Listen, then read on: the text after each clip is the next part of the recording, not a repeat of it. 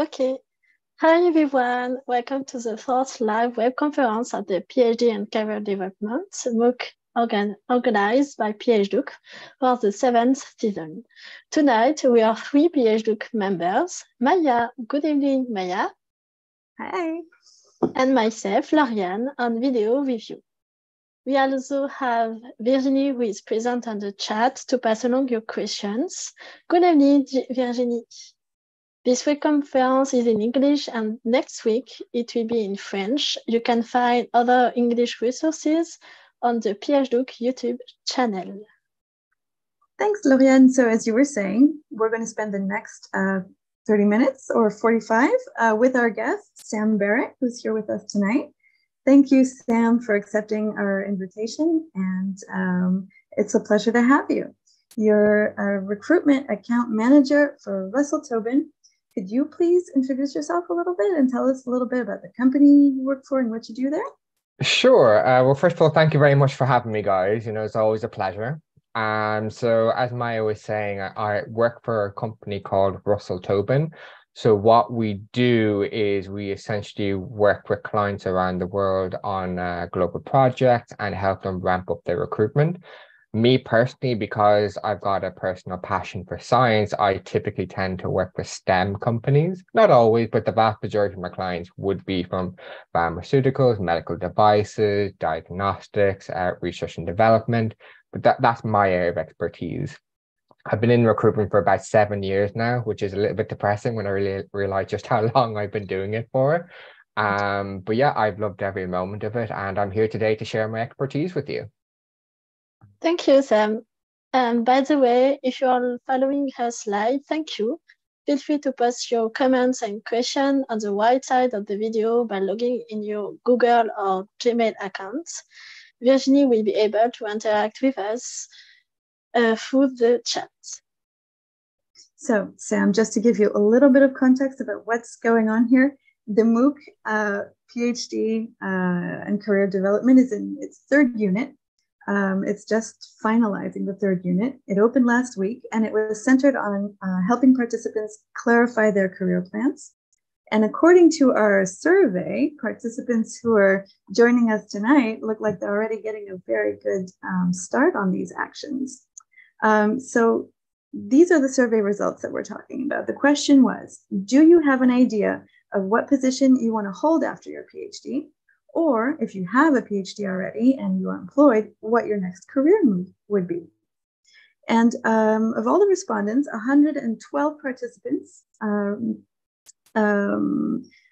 lot of them, oh wow, there were a whole lot more answers in English. There were 487 answers to the survey in English. So quite a great participation from our international crowd.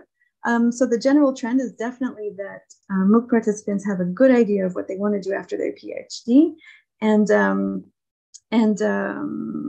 this is the kind of profile of people who might be here tonight connected with us. Brilliant. Thank you, Maya, and thank you all. Next week, in fact, tomorrow, Unity 4 will be open. And you will explore the hidden market, understand how to use professional social networks, and get familiar with the recruitment process. And to get you started right away, tonight's webinar will focus on the recruitment process and job interviews in the private sector, where more and more PhDs are finding position. Sam, we know the recruitment process can be very different in the academia and in the private sector. Can you tell us a little bit more about what the process is like in the private sector? Sure. I'm just going to quickly share my screen. Bear with me now. So I'm just going to show you a very quick PowerPoint. This one here. Just let me know when everybody can see that. Yes, it's okay. Yeah, perfect. Brilliant. So just bring you back here. So as we're saying, we're looking to transition from STEM academia to industry. So as I was mentioning, I typically focus on STEM. However, most of what I'm talking about will relate to, broadly speaking, across academia and industry. But as most of us here are related to STEM, may as well keep it a bit more specific. So how to actually do it?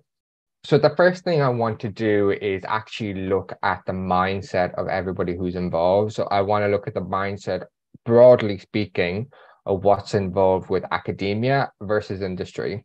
So generally speaking, academia is very process driven and typically quite structured. So what do I mean by this?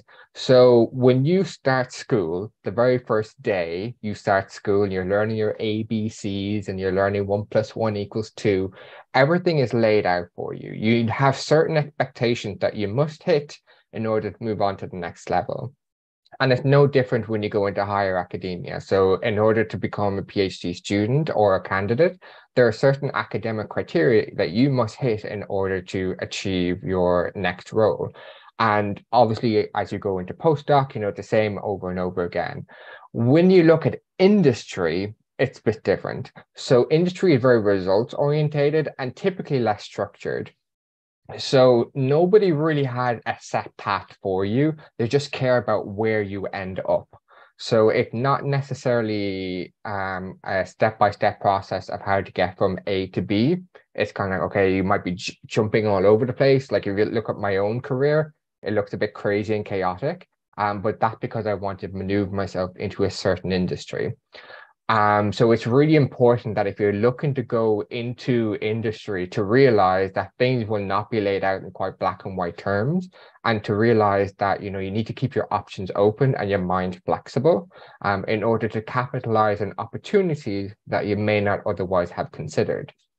So the next thing to think about is, generally speaking, again, academia focuses on why things are done.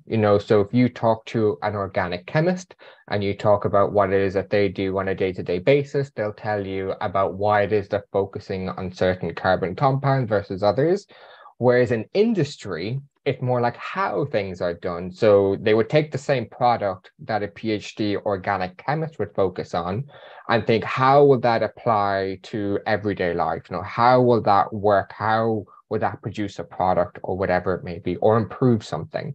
So those are small differences, but they can add up a lot. And that will translate across how interviews are conducted, how CVs can be formatted or resumes, and how you interact with people within either academia or industry, or even in hybrid roles where you have people who are kind of straddling both worlds. They still need to be able to balance between the two. So the next thing I want to talk about is money and knowledge. Both are extremely important for academia and industry. In recent years, industry has caught up with realizing that you can't just churn out things. You have to have a more strategic approach to how you produce product, how you engage with the industry and everything else. With academia, it's become a lot more commercially aware. I know when I was in university, when I was working on my own thesis, I had to demonstrate, the impact that I would have on society by conducting my own research. And academia is becoming more and more readily available, or readily accepting of that. However, and this is the key importance, their order of importance is typically reversed. So usually in academia, knowledge is more important. Money is still important, but knowledge is more important. Whereas in industry, money is usually more important than knowledge. And again, that can translate across how different people work and everything else, because one of the biggest things I've come across working in pharmaceutical recruitment specifically is that there is this conception that people from academia work slower because they're more interested in gathering the knowledge and gathering everything as much as possible, make it airtight as much as possible, whereas people in the industry are get on the ground, get going, move with what you got. So it's, again, just a slightly different mindset, and it's important to be aware of that and what recruiters and hiring managers are going to be thinking when they're looking at your CV. So how is this relevant? Hopefully I've alluded to it a little bit, but the main thing that anybody looking to transition from academia into industry is to reset your mindset. So you need commercial acumen. So commercial acumen is basically just understanding and quantifying the value of what it is that you do. So it's not just saying I understand, that if I splice genes with X, Y, and D, that will end up with a product with A, B, and C. It's understanding why that product is important and how it can affect the bottom line, essentially. This can potentially be a massive hurdle if you've never worked in industry. I work with a lot of clients as well, where they're looking for people specifically with PhD backgrounds and not necessarily industry backgrounds. And one of their biggest challenges is getting people away from the mindset of everything has to be perfect and just kind of run with what you've got. Because otherwise, it can just slow everything down, because one thing you may come across, if you haven't come across already, is lean principles. So a lot of manufacturing, some R&D plants, they work on this principle of lean, which means, you keep things as efficient as possible, and you don't necessarily have time to gather everything as all the different pieces of data. Another area that's really important are your technical skills. So this is coming back to what I said about how things are done versus why. So when you're looking at your education, you want to look at what technical skills have you accrued, what techniques have you learned, in what capacity have you learned, and what regulations have you been exposed to, whether that's GMP, FDA, GLP, whatever. Just an understanding of the different regulations and techniques that you've learned is extremely beneficial when applying for an industry role. Which leads me on to my final point, which is when you are looking at your technical roles, you need to think about how is this going to benefit the person I'm talking to. So for example, one of the key techniques that I look for is HPLC, high performance liquid chromatography. This is extremely crucial in the pharmaceutical world, and it's the be all and end all. Personally, as a recruiter, I don't really care how you've used it, just that you have used it, or why you've used it. Like, so what kind of products have you used it with, whether that's large or small molecules, biologics, steroids or whatever. But just being able to explain how your technical skills can benefit your potential future employer.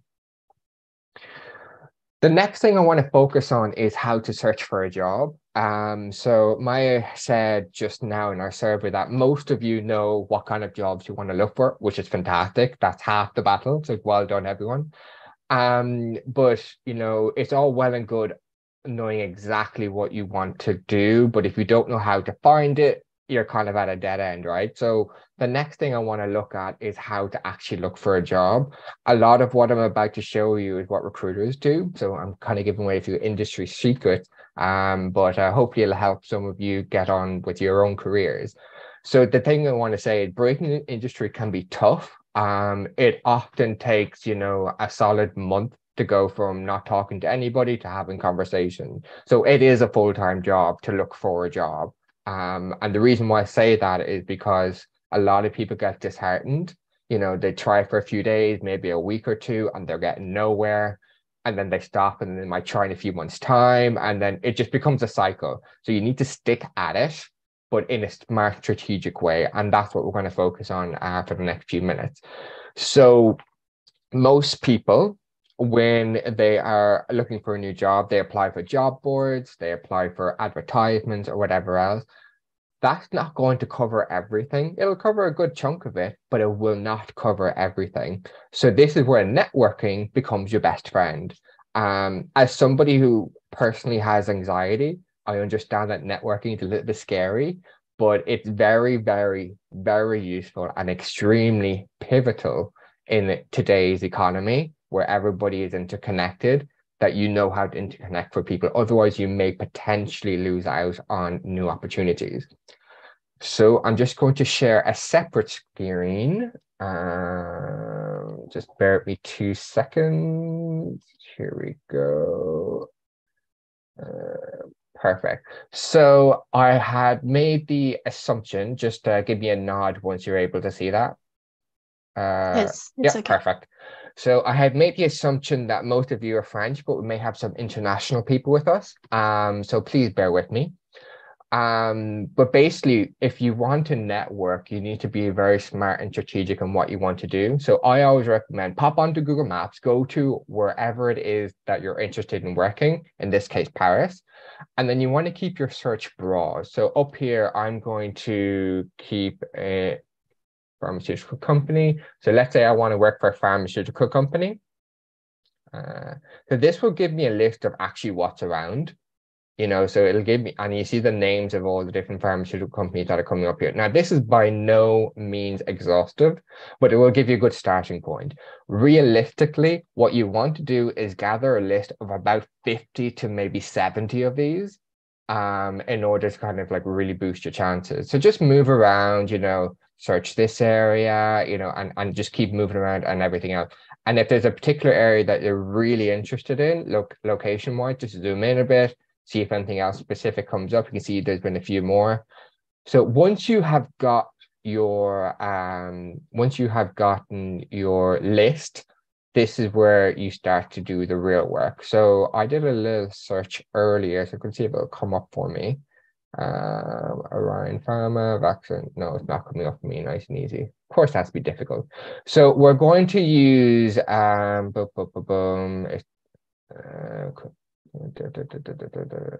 okay, yeah, we're going to use Nordic Pharma. Did I see Nordic Pharma there a minute ago? Okay, right, we'll use this one, Ariana Pharmaceuticals. Hopefully Ariana Grande won't come for me. But essentially what we're going to do is say, right, this is the particular pharmaceutical company that we're interested in. So you can do one of two things. You can go straight to the website, go through their portal, see what's available and apply directly. And if you want to do that, that's great. But what I'm going to suggest is that we look at, I'm just going to make this minimize, so that we actually look at LinkedIn. So I'm assuming the vast majority of people have LinkedIn. Is my LinkedIn? No, it's not. So I'm just going to share my LinkedIn. Right, perfect. Sorry, guys, share should be up now. Perfect. So this is what LinkedIn is really for. This is my personal LinkedIn, so people don't go spamming me, but feel free to reach out to me, obviously, if you want to have a chat afterwards. But what you want to do is you want to have a look for Ariana, what was it, pharmaceuticals? So Ariana Pharma. So you see, this is obviously Paris, Ile-de-France. So this is what we're looking for. So what you want to do is you want to click on the actual profile.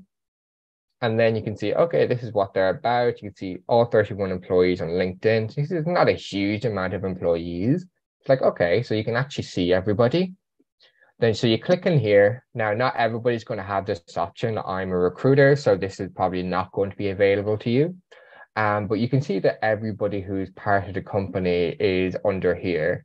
Now, this is quite a small search, but if you're targeting a larger company where there might be hundreds, if not thousands of people, this wouldn't be practical. Just go through each page. In that case, what you want to do is go to all filters. So click up on all filters. And scroll, ignore all this, this is just too much extra information. And you want to go down to title. This is where the real money is. So what you want to type in here, is, especially if it's a larger company, is probably talent. Oh. Talent. Now, in this case, the company is a bit small, so probably wouldn't have its own talent acquisition team. Remove all filters. So in this case, I would say just go through individually. So let's say, for argument's sake, I want to speak to the office manager or the CEO, the office manager, anybody who's important. You connect with them. So you can do one of two things. You can go into their profile and then click more and you click connect. Now, I'm not going to actually connect with this person, so don't do what I'm going to do. But what you want to do is add a note. You can add a little note here explaining what you're about. Now, you've only got 300 characters. You have to keep it short and sweet. You know, you want to make sure that you get exactly what it is you're across. This is where your clear, concise communication can come into can benefit you. So you want to keep it short and sweet. So, right, hi Isabel, my name is so and so. This is what I'm about. These are my skills, and these are what I believe I can help you with. Let's talk. So the idea is not necessarily to get a job straight away. If you can, fantastic. You know, but what you're looking for is a meeting, an interview. That's your aim at this point in time. Once you've gotten an interview, it's a bit more straightforward. You're kind of back on the more traditional route at that point. And then you just go ahead, you know, you just go ahead with the interview process, you know, and best of luck from there. But I always find when I'm talking to graduates, whether they're bachelor graduates, master's, PhD, postdoc, you know, and they're trying to get into the industry, this is the part where people get stuck. They don't know where to find the opportunities and how to go get them. But if you use those techniques and those tools that I just showed you, which are fairly simple, and everything I've shown you, it's free. Obviously, there are paid versions of everything that you can do that I've just shown you. But generally speaking, all of that stuff is free. Yeah, and that's really it. Kind of, if you do that consistently, you know, between 50 to 70 companies, you know, over the course of a few weeks, you should at least start getting some results. If you're not, it likely means that your messaging isn't quite on point, whatever it may be. In which case I'd probably just have someone else maybe just look over it, you know, say, right, you know, if you got this message, what does that sound like to you? Do I sound human? Do I sound like I have something to offer, or whatever it may be? And that's really everything I have to show for this evening. I do believe there are a couple of specific questions, which I'm more than happy to answer as needed. Absolutely. Thank you so much, Sam. And it was so incredible to see that breakdown, because it's something that's probably very hard for a lot of people to process coming from academia. And, you know, which of all of those skills are actually need to be honed in on for being attractive for different kinds of priorities in the private sector. So that was really, it was really eye-opening. Thank you so much for your presentation. Of course. We do have a question right off the bat from Marina, who is wondering to what extent you think papers academics publish during their PhDs are important for recruiters in the private sector. Does it really matter if you're publishing in high impact journals or not, or at all?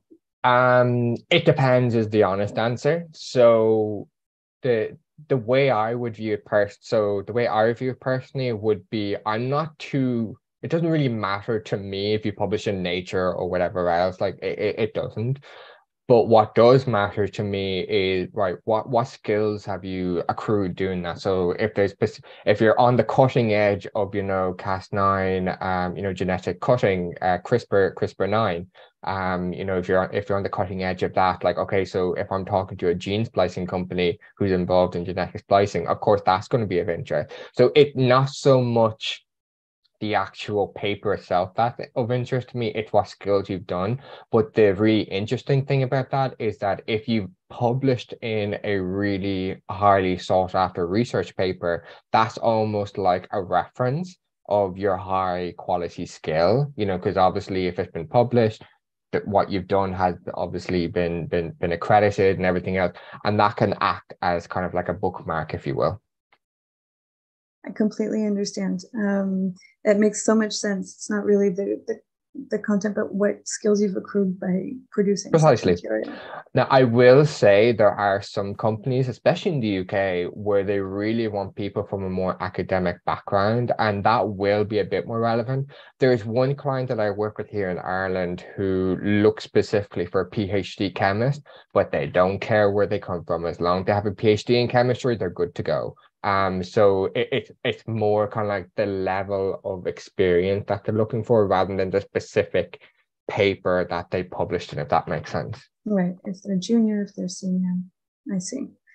They're actually, wow, all these questions are coming in. This is wonderful. I have another question here from, it doesn't say their full name, S. Spurthy, who's asking a question about a clarification about the SWOT technique or diagram, I'm guessing, which is used a lot. It says that this person is asking clarifications on the T, which are the threats, apparently, in this breakdown.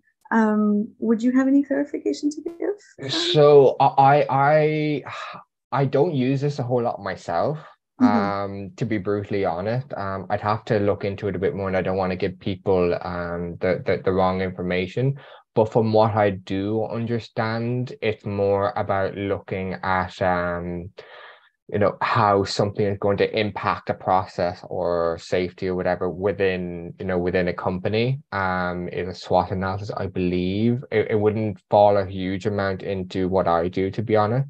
But if you're looking specifically at threat, that's purely looking at health and safety issues, potentially, if you're dealing with biologics or if you're dealing with potential radioactive chemicals, I believe that's probably very industry specific.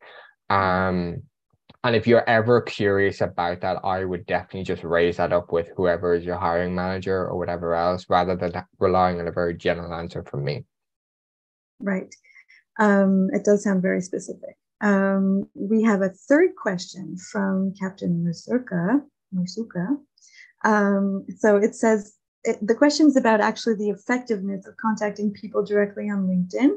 Is it more effective to do that than to actually apply to a specific job? Yes, it's a short and brutal answer for that. Yeah.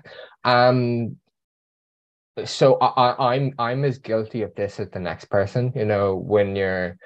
When you're talking to easily 200 or 300 people a day, I'm going to be honest, everybody blows together for me. Like if it's just a name, it's just a name. But if it's a name with somebody who has reached out to me, said, right, this is what I'm looking for and everything else, let's talk. I recently had a guy who's actively interviewing one of my clients now, who directly reached out to me ahead of all of his competition, said, right, this is what I'm about, this is what I can do, let's go. And like, okay, let's do a quick call. And because we did that, he's gone ahead, for potentially a final stage interview. Whereas if he was just one of another, I think I had something like 200 applicants for that particular role. If we were just one of 200, there's a very good chance I may not have even had seen his CV, just the sheer volume. So I would always recommend reaching out to people. It will not always work, but you're far more likely to make it work. I see. That's such useful advice. I don't think many of us hear that enough. And I do have a question of my own, which is about the actual interview process. Usually, it's not uncommon to have interviews with lots of different types of people when you're interviewing for a private company. Sometimes it's HR, sometimes it's operational staff or managers, or even the CEO. So, how would you have any advice for people who need to kind of interview with different types of people?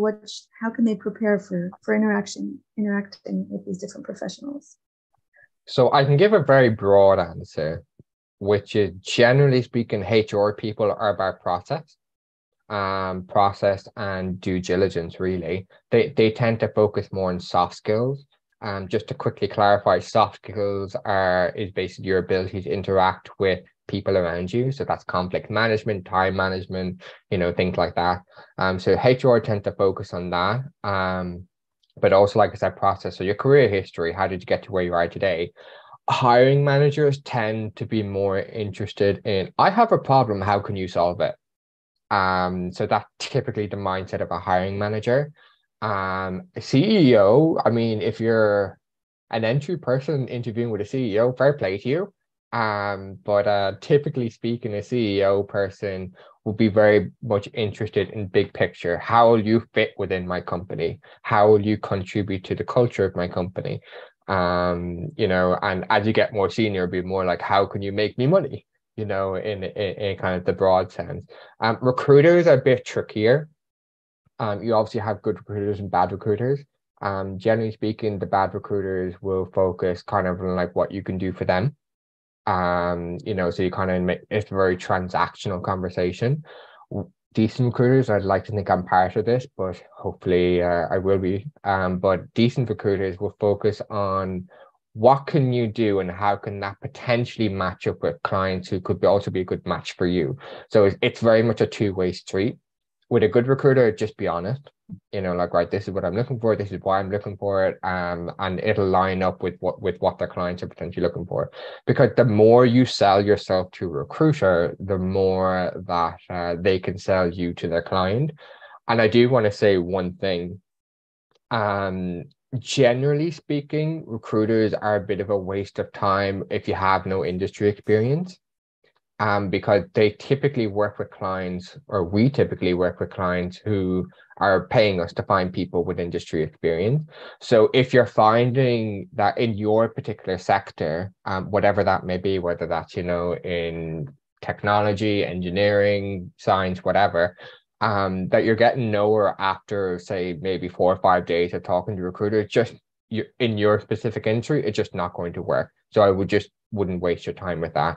In which case, I would go back to what I was saying before, which is use Google Maps, you know, approach people directly, which you probably should be doing anyway, just to kind of maximize your chances. But I just would stop engaging with recruiters if you're not getting anywhere after a few days, you know, and by getting anywhere, I mean, they're calling you back, and, you know, that they're asking for your CV and things are moving forward. Like, I'm not necessarily saying interview or anything like that, but just that there's some sort of interaction. Okay, yeah, that makes sense. I actually have another question that came in from Fabien, who is asking a question about bioinformatics specifically. Okay. He says that he supposes many companies are looking for this type of profile. And so with that in mind, what would you think should be the aspects to kind of focus on and to kind of stand out and in terms of these companies? Very specific question. So luckily it's an area that I've just kind of started getting into myself. So I know a little bit about it. In terms of standing out, definitely your projects. You know, so what kind of projects have you worked on? What were the size of those projects? You know, what was your data size, and things like that. And just be as specific as possible and relate it to the real world as much as possible. Bioinformatics in particular has a tendency to just focus on the numbers, which is great, but you also need to relate it to how it can solve problems for real life employers. So I had one guy there recently who was basically using bioinformatics for figuring out the reliability of how a drug will affect the active site of particular enzymes. And like that's a very real, like, that by itself is a very real life example of how it can be very useful in particular industries. So if you explain that and how that can potentially help other employers and how you went about solving problems within specific softwares and everything else, that'll help you stand out. Okay, well, that makes a lot of sense, and it was lucky that you had that information a wee bit lucky for this person. So thank you so much. We're going to save a few more questions for the end. I'm going to let Lauriane take over with additional information that she has for you participants. Yes, for the participants, thank you, Sam, for this good advice. And you can find additional advice from Sam about resumes and covers letters in his recorded interview from last year, available on the PhDOOC's YouTube channel. And before to go to the last question, I have some information about peer-to-peer evaluation activity that was part of the learning path in Unit 3. Don't worry if you haven't finished the evaluation. You have until the end of February to finish in order to be eligible for a completion certificate. Maya, can you tell us about the peer reviewing activity, please? Yes, I can. So there are peer review activities in both Unit 3 and Unit 5. So it's not over yet, you participants. You still have one to complete, or two, depending on your advancement. So these assignments are actually individual assignments that you upload to the platform and that are then reviewed by 2 other participants in an anonymous, so kind of like blind peer review way, in a random way as well, before they're returned to you with those comments so that you can improve your results if you want. So the reviewing process is really just an opportunity to receive helpful and constructive feedback. And it's also kind of a great incentive to formalize your own thoughts through writing. So there are some technical aspects to making this peer review activity successful. And one of them is that you're only allowed one submission. On the submission page, you have 3 options to submit your work. You can type your text directly into the text box. You can share the link, a link to another document by pasting it into the text box, or you can upload an image document like a PDF or a JPEG by specifying it in the text box. If you have any kind of trouble or difficulties with these formats or online documents, please let us know by using the FAQ forum, and we'll be able to help you. Our staff is there for you. And once your work is anonymously reviewed and graded by 2 other participants, your final score will be the average of their 2 grades. In order to fully complete the activity and be eligible for a completion certificate, you will also have to review the assignments of 2 other participants. And I will specify that this is a very rewarding type of activity, even though you might not know this yet. We've only had very positive feedback from people who've participated. We're not asking you to make personal judgments about other people's work. We're really just asking you to justify your comments to make them, receivable and coherent as possible for the person reading you. Lauriane, I think I'm going to turn it back to you, maybe just for one last question that we have Yes. We have one for Sam. Yes, we have one last from Firmin, who asked, in industry sector, they usually focus on candidate experiences, but do we have school for experience? So just repeat the last part of that question for me. Yeah, sorry, I think I didn't understand. The question is, in industry sector, they usually focus on candidate experience, but do we have school for experience? I think maybe he asked that the study that in which school we study, etc., and it's important or not, maybe. I understand like this. Maya, I don't know if you understand like this. That sounds about right. Okay, so basically, just to make sure I understand it, so you're basically asking me, does school, like, does academic experience count for anything in industry? Is that basically what I'm being asked? Yeah, I think. In industry sector, they usually focus on candidate experience, but we do have. But we do have it. Okay. Yeah, I mean, so this comes back to what I was saying before. It's not really focused on what you've learned. It's more focused on how you've learned it. So, like take the bioinformatician. If you, let's say, for example, you only used the statistical program or in university, and you didn't learn how to use Python or anything else, that will put you at a disadvantage because you didn't learn the technical skill, even though you still have the same degree, if you will. So it doesn't really matter so much like what degree or what school you went to or anything else. It's more like what technical skills you've learned. What I would highly recommend for everybody here to do is to go back to all of their education and actually look up on, there's usually like a brochure or whatever in like your lab manuals and everything else, and actually look at what you learned. Like, I know when I graduated, I didn't know exactly what it was that I had learned. So I just kind of assumed everybody would know when I graduated, I have a degree, you should know what I've done. But most recruiters won't, and it's so many schools do things differently that you have to be quite specific in what you've learned. So if you know how to do, I'm going to be showing my age a little bit now, but if you know how to do gel electrophoresis, okay, so if you know how to do that, someone else who's done a similar course to you may not. So you need to show that on your CV or resume. So your school experience does count, but you have to make it count. You can't just assume that because you have a degree, PhD, master's, or whatever, that that it just by default stands for something. You need to prove that you've learned the technical skills required for the job. Have I answered that question? I feel like I was a bit roundabout with that one. I would think it was a very straightforward answer for questions that I think we've all had in terms of, kind of trying to equate our degree with what they actually translate into in real life skills. And so that makes a lot of sense to me.